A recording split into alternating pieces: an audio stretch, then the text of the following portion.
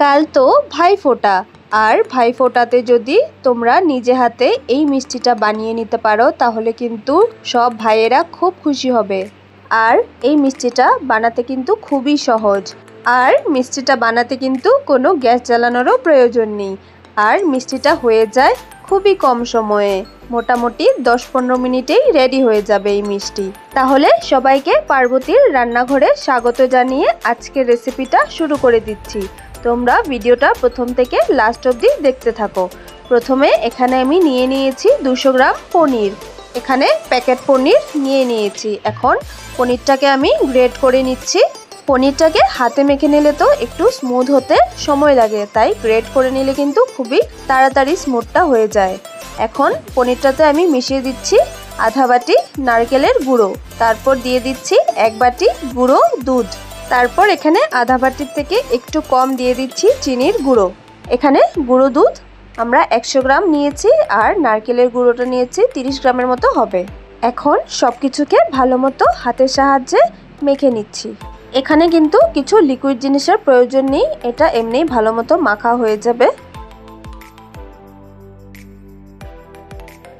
মেখে মেখে একটা আমরা ডো বানিয়ে নেব।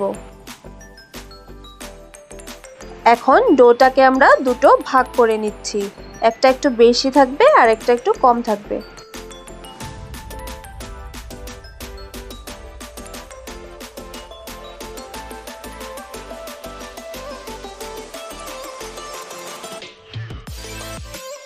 এখন ছোট ডোটাকে সাইড করে রেখে দিলাম, আর বড় ডোটাতে এখন আমরা মিলিয়ে দেব পিস্তা কুচি। পিস্তা কুচি এখানে আমি 50 গ্রামের মতো নিয়েছি। এখন আমরা নিয়ে নিচ্ছি গ্রিন ফুড কালার, একদম সামান্য নিয়েছি। এখন ডোটাকে পিস্তা আর কালারের সাথে ভালো মতো মেখে নেব।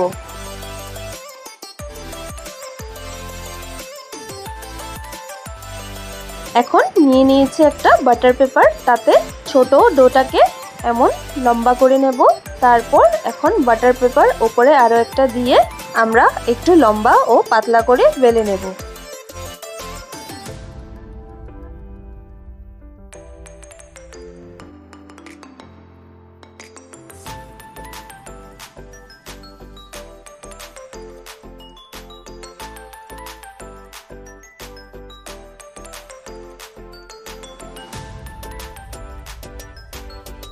পাতলা করে বেলে নিয়েছি। এখন পিস্তার ডোটাকে একটু হাতের সাহায্যে একটু লম্বা করে নেব, রুটির সাইজে লম্বা করে নেব।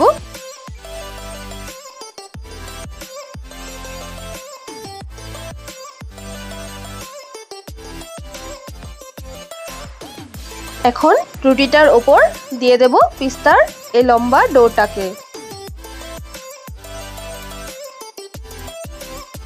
তারপর বাটার পেপারের সাহায্যে এভাবে রোল করে নেব। ভিডিওতে যেমন দেখানো হচ্ছে এমন করে রোলটাকে করে নিতে হবে।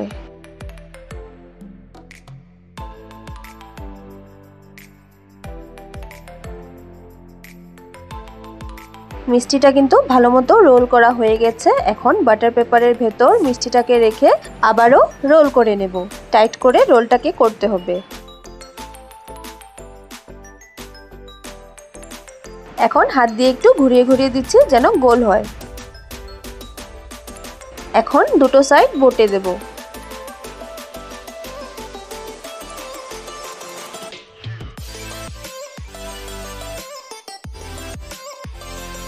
এখন রোলটাকে আমরা 10 মিনিটের মতো ডিপ ফ্রিজে রেখে দেব শক্ত হওয়ার জন্য। তারপর এখন বের করে বাটার পেপারটাকে খুলে নেব। দেখো 10 মিনিটে কিন্তু মিষ্টিটা পুরোপুরি শক্ত হয়ে গেছে। এখন আমরা আরামসে কেটে নিতে পারবো। রোলটার গায়ে এখন লাগিয়ে দিচ্ছি সিলভার পেপার, যেন মিষ্টিগুলো দেখতে খুব সুন্দর লাগে। সিলভার পেপারটা এখানে অপশনাল, তোমাদের কাছে না থাকলে না দিলেও কিন্তু হবে।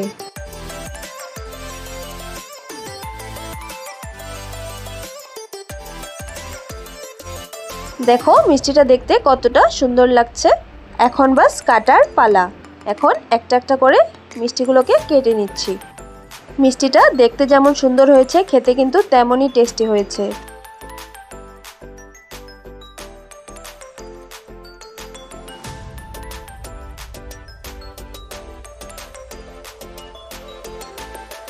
বন্ধুরা, মিষ্টিটা দেখে মনে হচ্ছে তো একদম দোকানের মতো, কেউ কিন্তু ধরতেই পারবে না যে এই মিষ্টিটা বাড়িতে বানানো হয়েছে। বাজার থেকে দাম দিয়ে এমন মিষ্টি না কিনে তোমরাও কিন্তু বাড়িতে ইজিলি এই মিষ্টিটা বানিয়ে নিতে পারো। আর খেয়ে একবার জানিও মিষ্টিটা কেমন লাগলো। আশা করছি ভালোই লাগবে। দেখো এখানে সবগুলো মিষ্টি কিন্তু আমি কেটে নিয়েছি। এখন একটা প্লেটে আমি সাজিয়ে দিচ্ছি। এমন আরও নতুন নতুন মিষ্টি রেসিপি কিন্তু আমাদের চ্যানেলে রয়েছে, তোমরা চাইলে দেখে নিতে পারো। আর আমাদের রেসিপিগুলো যদি তোমাদের ভালো লেগে থাকে তাহলে আমাদের চ্যানেলটাকে লাইক, শেয়ার, সাবস্ক্রাইব করে পাশের বেল বাটনটাকে টিপে দিও, তাহলে আমাদের ভিডিও ছাড়ার সাথে সাথে কিন্তু তোমাদের কাছে পৌঁছে যাবে। তাহলে আজকে এখানেই বিদায় নিচ্ছি। সবাইকে জানাই হ্যাপি দিওয়ালি, হ্যাপি ভাই দুজ, টাটা।